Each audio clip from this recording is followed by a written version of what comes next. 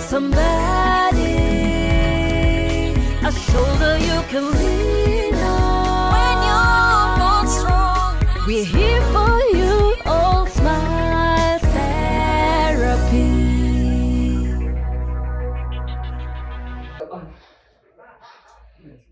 Yes, we are now back. We are back with part 2 of this. Just in case you're watching, this is the first video. First, good morning, good evening, good afternoon, and how are you today?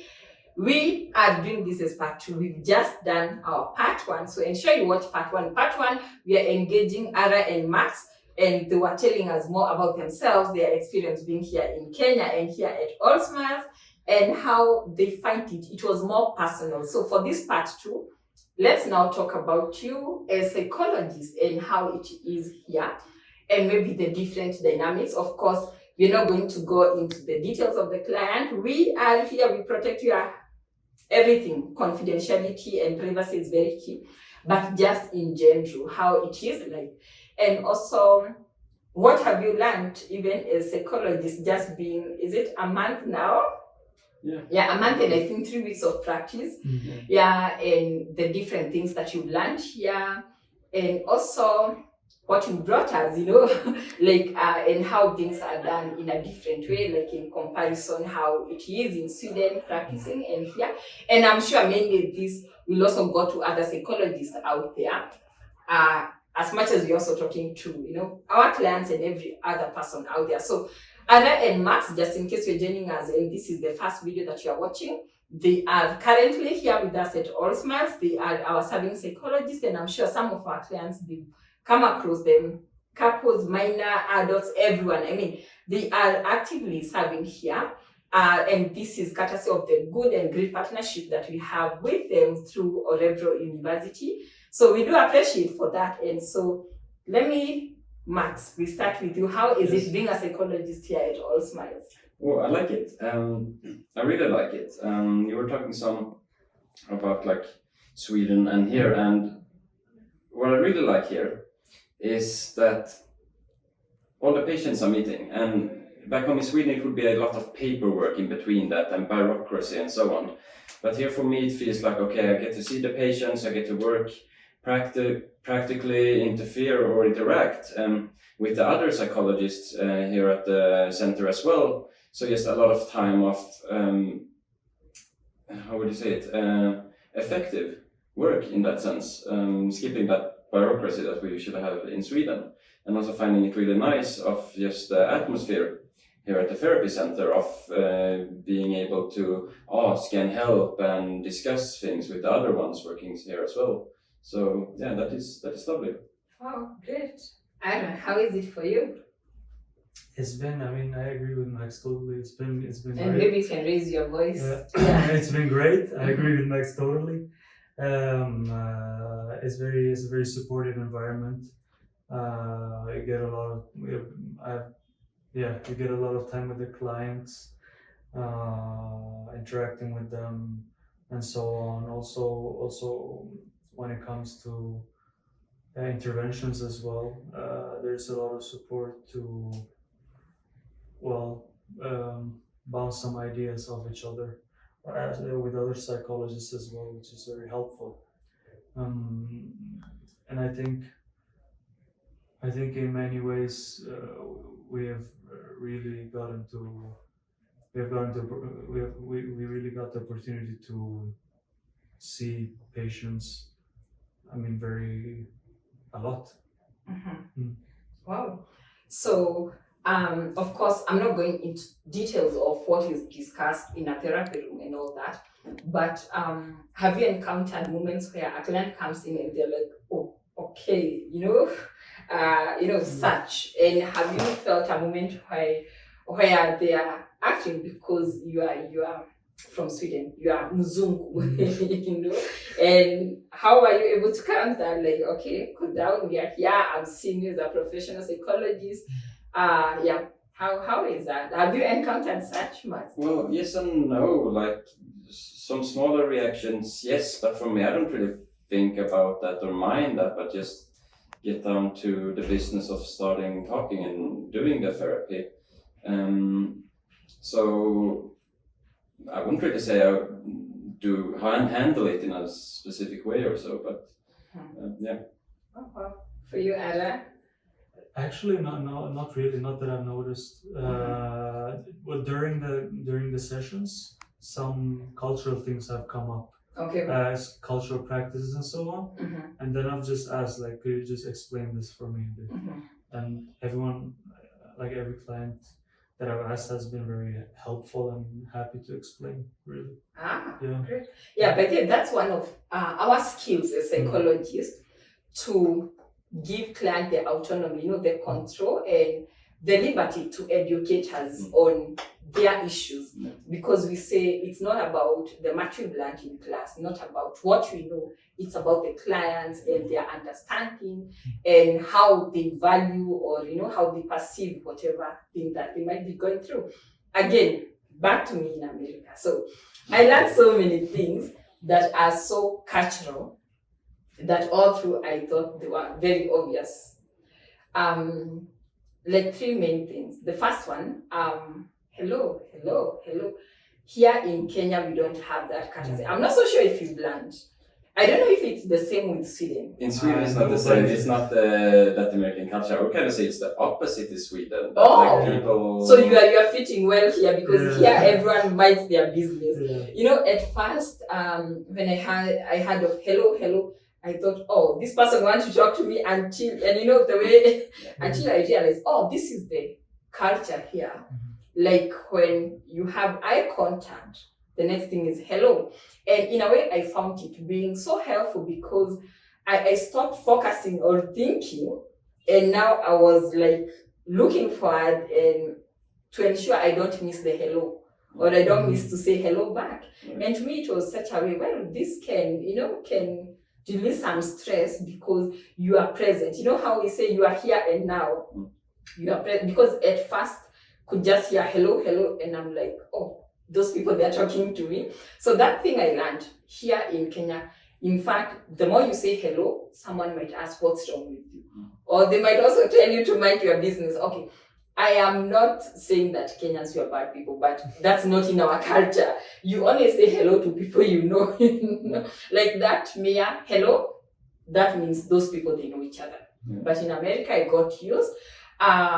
Food, of course, have explained earlier in our part one, I'm sure you worked that, and I learned, wow, I thought our normal buffet, where you serve, you have proteins, you have vegetables, and all these things, I thought this is how it's done. So it's actually cultural. Our buffet, all those things, they're cultural. You should go out there.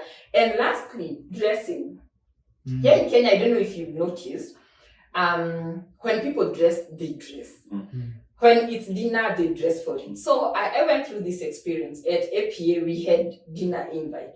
And so had shopped for a nice dinner dress for dinner. But we decided, okay, we can go and we change there, just to find everyone the way we were at the conference. Because now dinner was taking place in a different restaurant.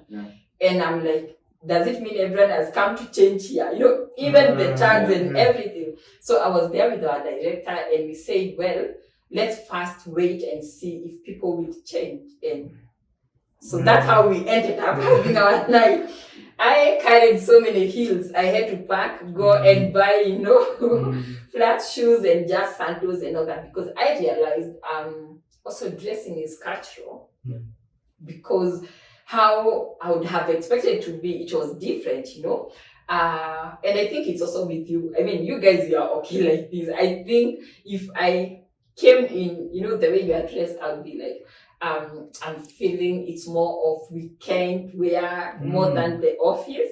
And yeah, those are some of the things that you go out there and you get to appreciate, that cultural dynamics, they're very different. So having now shared my experience with first, that is culture shock, things I never expected to be like that.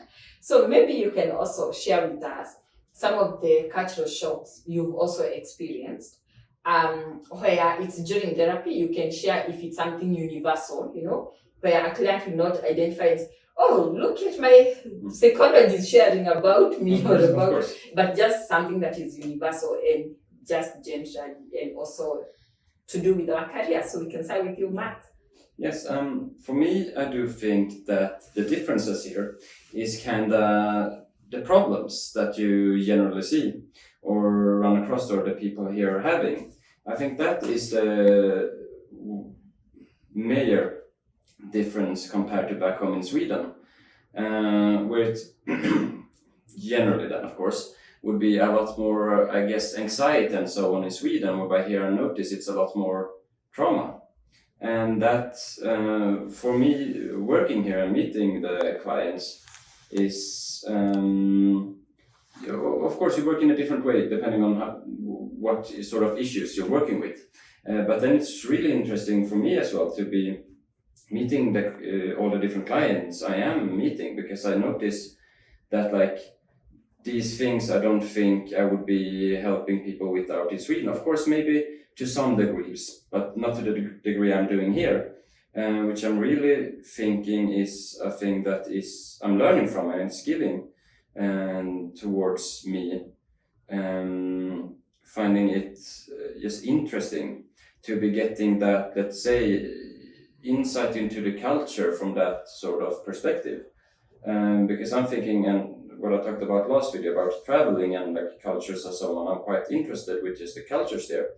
But then only traveling you kind of get the culture from the outside in that sense. Whereby for me now feeling I get it from the inside by talking to the people there, and especially seeing the parts that you normally don't see while only traveling or not interacting with culture in such a deep level. I find it really interesting, and for me right now that is just a different sort of issues and problems I get to see the clients having and trying to help with that. Yeah. Wow. Yeah, Ara, you can share with us before I ask some more. Some differences and some Yes, like similarities in something culture? you are able to identify as this is cultural. You know, there is how Okay. people are different as Yeah. individuals, but something you learn, oh, this is culture, you know? Yeah. I think, well, here a lot of that might be universal as well, but a lot of problems arise from relationships. That's what I have noticed. Of course, there can be underlying problems as well that trigger the problems in relationships. Yeah. But that's really what I've noticed through interacting with clients and so on. But as Max said, yes, trauma is a big one that I've noticed as well.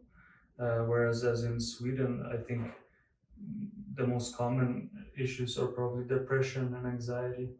I think depression here I've seen as well among clients, although I'm surprised that anxiety issues doesn't seem to be, or it might have been just for me among my clients, it doesn't seem to be a big issue like it is in Sweden. When you're saying the social aspect there and relationships, I'm thinking about the term boundaries. About something I noticed here in Kenya, you're working a lot with, but that we barely don't even mention back home in Sweden. That we are working with? The time boundary? Yeah, just general boundaries. We don't even work with that as a word or thing that we can be working with in Sweden.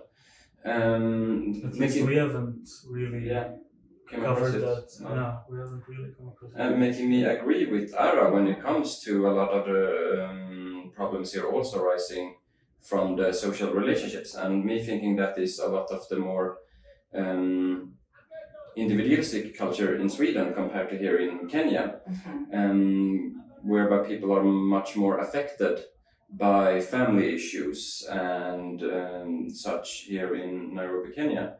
Also for me, as I said earlier, thinking that is an interesting aspect to see and to be seeing and talking with my clients about those problems.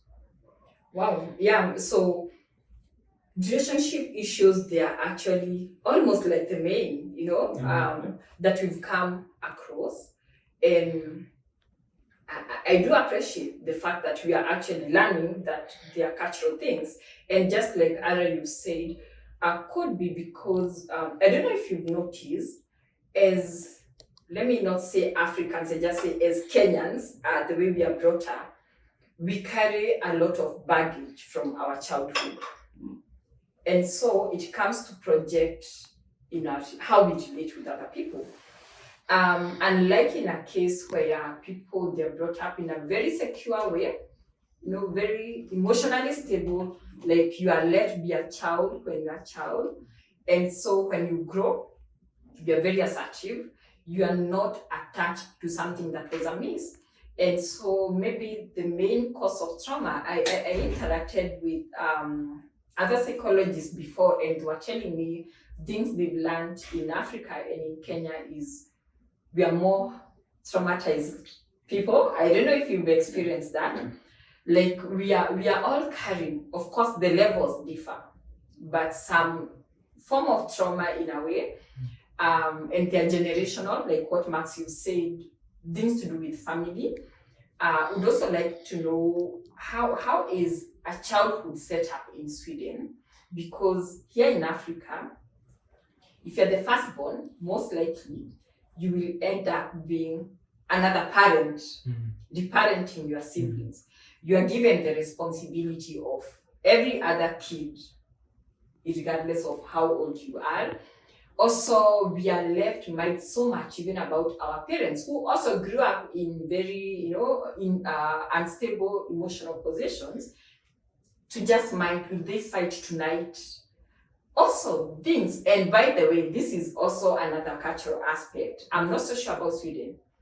In America, there is nothing like unemployment. There is availability of jobs. There, it's a matter of, when people talk about unemployment, it's choosing when they're not getting the job they want, but there is always, and also there is no retirement.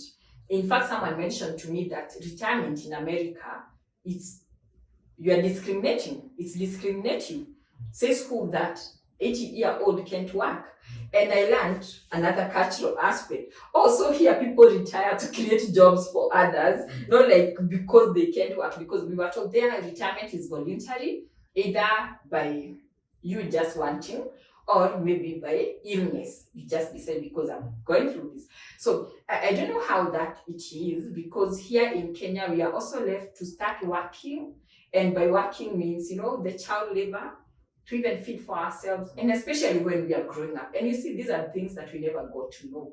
Until now we grow, we are trying to date, to be in relationships. They can't work because we still have our past coming into our present. So how can you relate, Max? And also in comparison to, how is it in Sweden? Oh, well, that was quite several points. But generally, when it comes to that work, I would say all around the world, yes, you can find unemployment, but that is to varying degrees. And in Sweden, I would say that it's kind of, as you say, maybe unemployment for not getting the work of the sort of work you have been, for example, training for or studying for, but generally not being that big of an issue that I notice it affects on a general level, or affects the country in that sense. So yeah, and when it comes to retirement, I don't know, I think Ara maybe have more knowledge about how it is in Sweden, at which age, but we have a certain age where it is that you work up until you retire, but of course you can also choose on working even past that point. Wow. Yeah. Wow. Here it's illegal to work post your retirement. Oh, it's illegal. When you retire, when the clock comes and clock ticks, just back and leave. Yeah. What age is that? Now we are at the age of 16. 16? Yeah.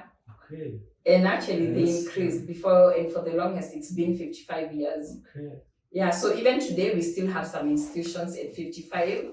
They give you, they call it involuntary retirement. Or maybe they ask you to volunteer. Either you volunteer or they send you home or you volunteer. Yeah. What is the age in Sweden for when you retire? For us, still feeling young, Yeah, like definitely. It's definitely. But the fact that you do not even know it, it means it's actually not really an issue there, Yeah. So how is childhood like in Sweden? I think there is of course, in all societies, there's an ideal childhood where both parents are together in a loving relationships, caring for the child and so on, and they get a lot of independence, but also a lot of support and so on. I think generally speaking, in Sweden, I think for most children, the basics are covered of safety, food, and housing. And I think just that is a privilege, I would say, for sure. If it's not covered by the family, then social security and social services can jump in and help financially. You mean the government? The government, yes, because compared to other countries, Sweden has quite a stable, what do you say, social security for people, making us pay more in taxes, but at the same time, for me at least, feeling like, for me having traveled quite some, being thankful for that feeling like the government is always backing the individuals up. Wow. Yeah. So like they support, do they give money or do they make money as well? I think you get, in dollars it would be about, right now, probably $110 per child you have. And that's... Wait, sorry? Per child you have? Per child, yeah. Guys, I think we are missing a lot. So if I have like 3 kids, I'll be funded? For how long? Until they turn 18. But I think... You are paid per year or? Per month. Per month? I think you're paid per month. Or every quarter, that's one of it. But you get $110 per child, and then if you have more children, you get a bit more per children. The more children you have, Oh my goodness. So if it's 110, I'm trying to do that math. I'm not sure right now. Last time I checked that was but the last time. So 110, that could be around, let's say, 15,000 Kenyan shillings per kid. So if you have like 4, I mean, that's enough. That's enough. I mean, I don't think it's enough in Sweden. My work would just to give birth and ensure I have, until they get to what age? So at some point it turns into a studying, like, what do you call it? Like, a studiebidrag. Yeah. I mean... basically, it turns into that once you study, you get funds from the government for studying instead.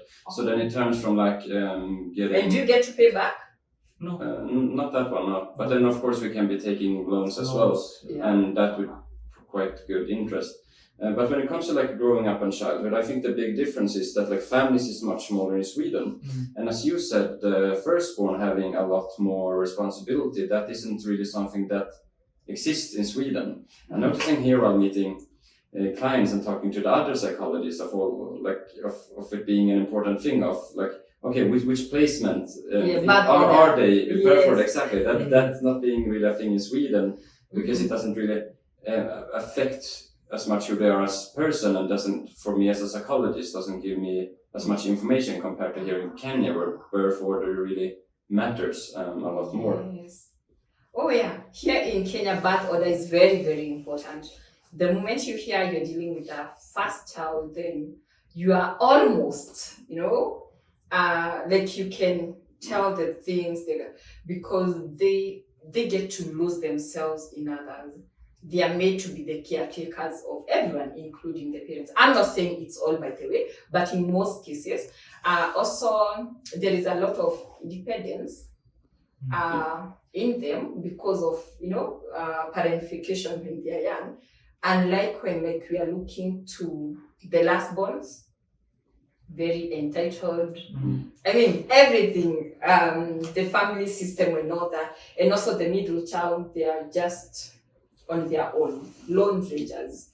They just, because they grew up when one has all this, one is playing like a role of being the parent, and so no one to care for them, because it's expected your firstborn is caring for you. And the firstborn is like, no, I mean, you have parents to care for, you're just my sibling.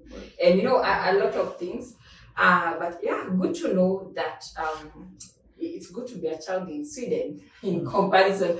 I hope our government will get to listen to this because hey, it's hard. It's hard to be an adult in Kenya, leave alone being a child. So if I may also ask also for things brought in therapy, you've talked about anxiety. Let me tell you, even out here, they're like, oh, those are things of, they're Western things, you know, the depression, the anxiety and all that. But we are, of course, sensitizing and letting them know these things, they're happening. But yeah, anxiety is not as much. And maybe what is behind having more anxiety cases, depression cases in Sweden than here now that you're serving, or maybe in Sweden, which you'll be knowing? Yeah, I mean, that's a good question. I think considering the quality of life in terms of financial stability, safety, and so on in the Scandinavian countries or in maybe Europe overall, but especially in Scandinavian countries such as Sweden, I think that's a question that because the rates are pretty high. Also I know that a lot of the rates for taking antidepressants are pretty high in Sweden. And I mean, I think that's a question that a lot of people are asking themselves. I think most of it might have to do with loneliness. We have a lot of single households in Sweden where people live alone. Some of it probably has to do with seasonal depression. But seasonal depression is something that some people, that's also a bit not stigmatized, but criticized as well, whether it's something that really exists or not. But that's one option, I would say. Yeah, I would agree with you. I think it's several factors like intervening with each other. First of all, I think we're all humans, and as a human, we always have to think, or rather worry about something. So when we don't do that specifically applied to the condition of, let's say, get food for today or somewhere to sleep, then I think we apply it to other things as well. But as Ara was saying, both with the like weather conditions in Sweden, especially during winter, and just like not as much sun, and these very logical things of just getting vitamin D from the sun and things like that, harder for us in Sweden during the winter. It also comes there's like going outside and interacting with people. That's for me, comparing to here Kenya, I think it's a beautiful thing to see here, and I think we in Sweden have to learn from, of creating communities and creating those social bonds on a larger scale. Of Sweden being a more individualistic country, it is put upon every person to create their own relationships from the ground up, whereby here you're more often put in a social situation or brought in via family, via church, via whatever community that could be, always having more often than having people around you and a support system in a sense. I told earlier that the government is a lot more backing us up in Sweden, but if you look at, I think that's a good thing, definitely, but if you look at the negative aspects of that, it is that we don't really have to take care of each other in Sweden, thus feeling like the impersonal part of when it's going bad for people in Sweden, then it's not that they are standing there with another person in front helping them that is a friend or close one. It's just like a social work, or it's the government, and it's that not really that connection of having that community. So that is a thing that really affects this, and as I just said, I really think Sweden should be learning from here, Kenya. Wow. So we can say we are more maybe resilient when it comes to worry. Because definitely we say worrying when we were kids. Even worrying what to eat, will our parents bring food home? And that made us become more resilient even to anxiety and all that. Of course, as professionals, we know we got many reasons as to why people can be anxious, and we also have different types of anxiety disorders that are brought in, some regardless of whether you're in Sweden, in Kenya, I mean, things just get to happen. But especially when you look at something like that, gender anxiety disorder, that we could be more resilient, because here we have the tendency of, there was a day I even worried where to sleep, like how comes, I mean, I can't worry about the climate here and also given our climate in our fever, because again, I agree with you. Extreme when it comes to climate levels and all that, and definitely like I can imagine when it's that severely cold, even getting time to meet with people. Also have gotten a sense of dependency with the government, because the government will be there for you. There it's more you practice individualism. Here we are more into collectivism, where we are each other's keeper. In fact, from the time immemorial, it's been when there is a hospital bill, people come together to contribute for you. When there is crisis, and people will come together when you are crying and when you are laughing. I have also seen from the West, and by the West, I have a lecturer from America, and she told us, why do people keep on referring to us as the West? Because when you go West, you go Europe, you go America, you go West, you will get yourself back to Africa. So I'm trying to learn and like refer Sweden, where a wedding, like you only have like 10 people. Just, I don't know if that's the case. It's possible. And you're just there thinking, wow, what a wedding, 10 people is just one family that is going to attend here. People come in hundreds, like many of them. So also you've talked about the aspect of family. So how much do you count on even the family aspect, or even just the community, the social community? Because most of the time we say also family can be the people you are with. Is there a social life there? And how does that affect people psychologically, Max? You mean back home in Sweden? Yes, I would say that in Sweden we do have our family and like expectations on that. It's just that extended family and community isn't really expected to be contributing and so on.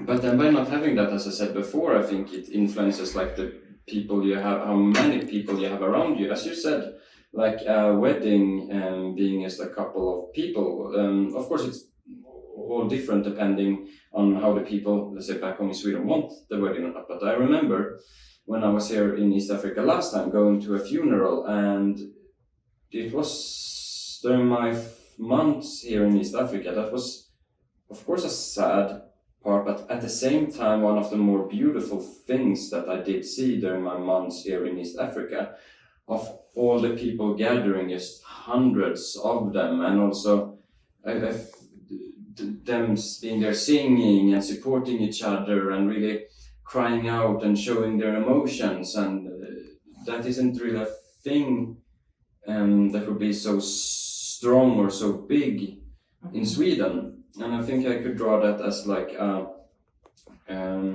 general comparison to other aspects as well, of just like not as many people involved, and to not be as effective or let's say personal with the people that is around you as well. Yeah. Oh, wow. So in Sweden is very different when it comes even to barrio and all. Yeah. Oh, okay. Wow. So yeah, there is a lot also to say. Well, there is a lot of advantage, because here being a collectivism nature or type of a culture is we care for each other, which actually we don't feel like we do until maybe you travel, or until you get to meet with people like you and you get to learn, oh yeah, there is that. So also now back to us in a therapy room. So you don't experience as much trauma or traumatic cases like we have here. What do you think is the difference? Is it that you guys are so stable and you also know how to deal? Or maybe, I mean, the quality of life, like you said. Do you think quality of life could be contributing to our traumatic experiences here? Yeah, definitely. I think there is there's more opportunity for trauma, for creating trauma here. When you don't have the basics covered. Of course, there's trauma when you have to go hungry. Yes. When a family is hungry, you get angry, and then you're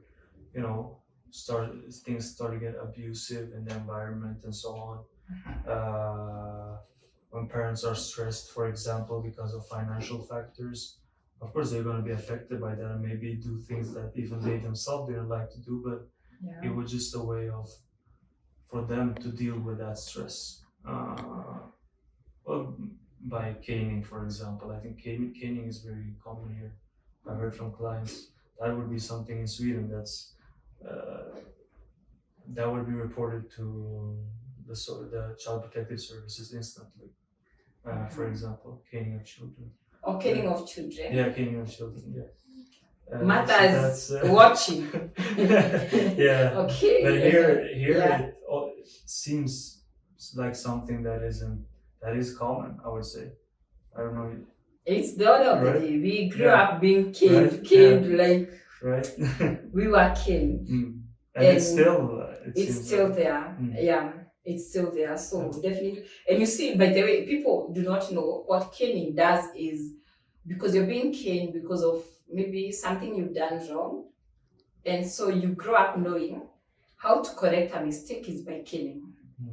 So when people grow up and they become so violent, even with their spouse, really, at time, not to justify, by the way, here we are not justifying anything that causes harm or violence, no. But we are trying now to view, from a psychological perspective, it's mainly on, I grew up being caned anytime I did a mistake. And so the only solution to any mistake, how to correct it, is by caning. And those are some of the traumas we are saying.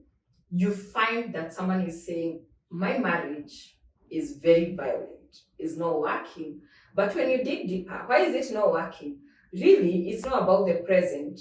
It's the past coming into the present. Because you are taught the only way to correct things is by caning. And so you keep on fighting physical fights. And definitely we all know when now something becomes where there is violence, it's harm to self. And so whatever, regardless of the beauty of this marriage, like it's not even worth keeping, though in our psychological interventions we don't decide for our clients.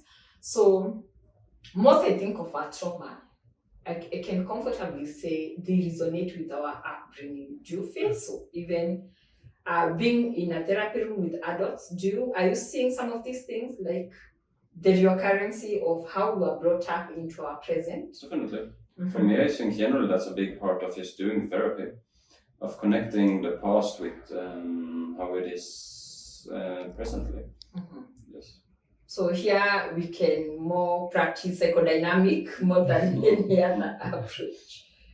Okay, wow. So what about, I know we'll be having more sessions and now, because I know people might be wondering, fine, you've talked about us having more trauma, having family issues, but you're not telling us even how to cope with that. Don't worry, we're going to bring in more videos with Ara and Max, and mainly they'll be for psychoeducation, like we can just pick up, like now we're talking about childhood traumas, we talk on prevention measures. Right. At home, things that parents need to do to ensure that their kids will not grow into traumatic, or into adults that will be very traumatized because of their upbringing. And also, I think we'll also be talking about family, anything psychological, really not about even the experience during therapy room, but the fact is being psychologists is equally universal because we are all professional psychologists. So this will be more to discuss, because one thing about us as Kenyans is mental health is still something stigmatized up to now. People, they have issues, but they do not realize they do. Because like what I'm saying, you fighting, you're like, what's a big deal? Like someone can say, I grew up watching my dad fight, my grandfather fight. So my uncle, everyone fights, my brothers, they fight. So why are you furious just because I have slapped you? Like we've normalized the abnormal. Yeah. That's the much you can do. But now being able to call it out and them knowing actually this is not how it should be, and also talking about how to cope with it, I think it's more of what we'll be bringing in. But maybe as we close on this, your message to our audience out there, people who will be watching us. As now a psychologist. Didn't expect that one. But a message. No, I think I would like to continue on what I was like talking about before when it comes to that collectivism and community. Because for me, even noticing that is changing a little bit even here in Kenya, I would say just keep close to that and hold it, because it's a good thing of the communities you're having here and how you're just doing it socially. Of course, bringing a lot of problems with boundaries and trauma and so on.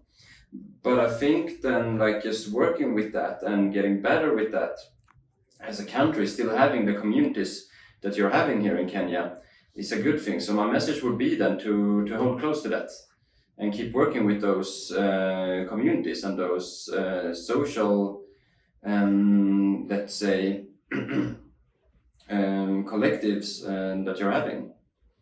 Yes. Oh, wow, thank you, Ara. Yeah. Well, as you said, therapy is pretty stigmatized here still. So I always like to say that we as psychologists, we're not dangerous at all. we're very inviting, and if you feel uncomfortable or something with therapy, you can just book one session, for example, and just come and sit down and just learn about therapy. If you're not ready to share, you can ask the question, what would I be doing here? And then we'll help you answer that question until you feel comfortable enough to share. Yeah, great. Thank you for such great insights. So to add on that, no health without mental health. So clearly you just need to book a session. You come and see us. We have Ara, we have Max, we have other psychologists. I'm sure you've encountered them. If you are our clients out there, or rather if you've seen them in our social media, because we have such interactive sessions with our psychologists, and we are going to ensure that for the time we have Ara and Max here, we'll be having much more of such discussions, and a time not just with me, even with other psychologists, just generally talking about how it is to be a psychologist, because many other times we talk about how it is to be in addiction, how it is to be in this, but generally, why do we feel the need to share this? We are sharing this first to create awareness about mental health, and also to sensitize and to let you know we are very inviting, what Ara has just said, and very welcoming. We are the least that can harm you. I mean, if we've not been born in it, we've learned. We've actually, that's part of our training, how to be very empathetic. And also sharing more, because end of the day we are also human. That's why we started with our part one, and sure you get to watch our part one. So till next time, my name is Trizah. Here we have Ara and Max, and we also have an entire community of psychologists here at All Smiles. You can always get back to us, book a session for you, for your young ones, and especially this time when they are at home for holidays. I think our next will be more of childhood traumas and things to do with kids, because they are home for holidays. So till next time, bye bye. Bye.